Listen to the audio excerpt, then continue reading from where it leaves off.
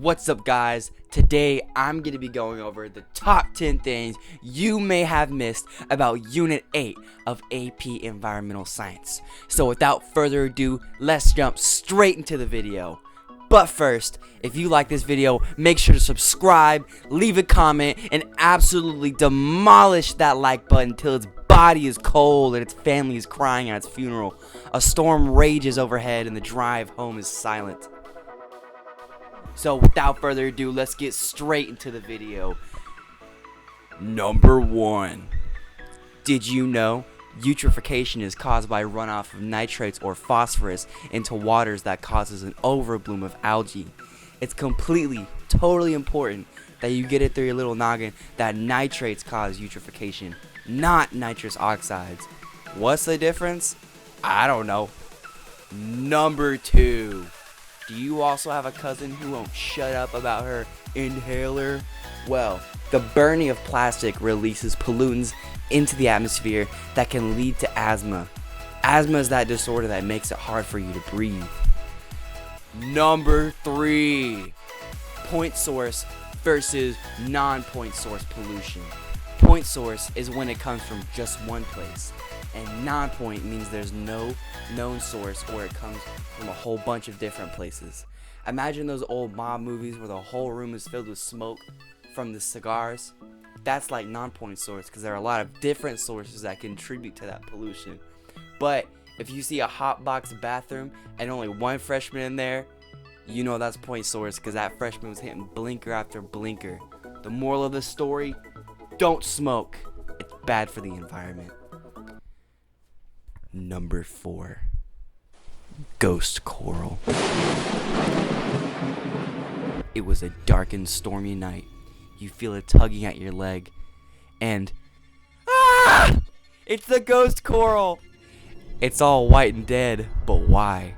Ghost coral is created when the live coral's symbiotic species, algae, leave their ecosystem.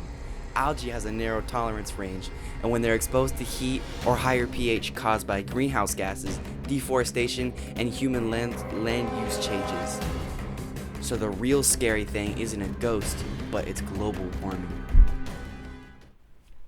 Number 5. Endocrine disruptors. Your endocrine system is like things in your body that control things like mood, growth, and metabolism. Certain chemicals stop this from happening, like DDT, atrazine, phthalates, and toxic metals like lead, arsenic, and mercury. This is bad because apparently fish don't want to take a free miracle Ozempic that stops them from getting fatter, being stressed, and having bad cravings.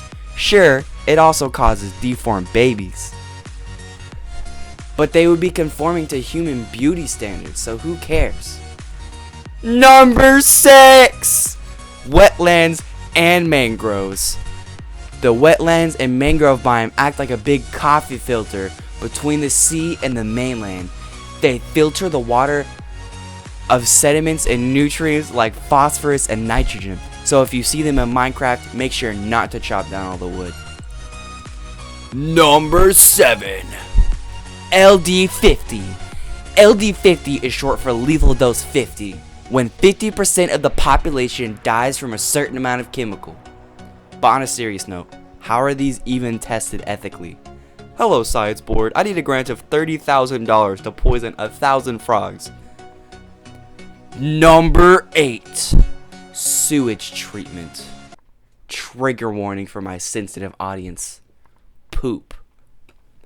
There's 4 steps to sewage treatment. Step 1.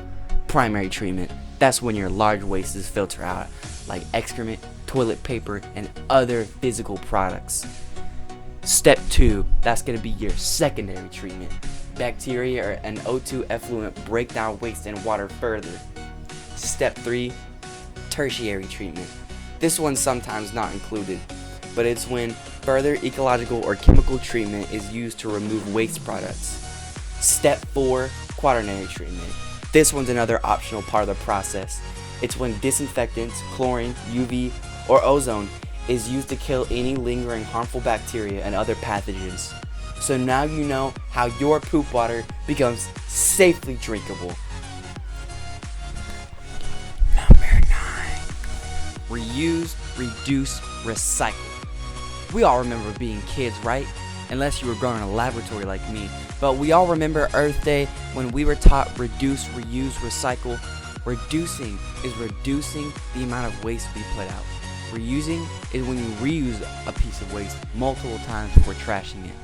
Recycling is when the materials from the waste are broken down and made into another product. The reason why the mantra is reduce, reuse, recycle in that order is because that's the order of how effective these processes are. Reducing is the most effective because the issue of litter wouldn't even exist if we could reduce our waste enough. Reusing is the second most effective way to manage waste because we can get a lot of utility from a little piece of material and make significantly less waste. Recycling's last because not only does it cost a lot to recycle, but the industrial process used to recycle actually emit pollutants into the atmosphere. What? Ew! Number 10. And finally, last but not least, the moment you've all been waiting for. Biomagnification versus bioaccumulation. I know most of you clicked on this video begging to hear about the difference between biomagnification and bioaccumulation. So if you have, make sure to hit that subscribe button. Let's get into it. Biomagnification and bioaccumulation both refer to the increase in POPs within organisms. So it's pretty confusing. But just remember, bioaccumulation is when the buildup is within one organism. The more POPs it eats, the more they bioaccumulate. You can remember biomagnification because the word is a little more complicated. Just like the process, when an organism eats another organism, they absorb all the POPs in their body. A fish who eats 5 mercury-ridden shrimps has about 5 times the amount of mercury as just one shrimp. So, logically, there's more and more POPs as you go up the trophic levels. This is biomagnification versus bioaccumulation. Alright guys, that's the end of the video. If you like that video, you should check out my channel. I have videos like El Nino versus La Nina rap battle and atmosphere layers tier list. Signing off, Schmeedster.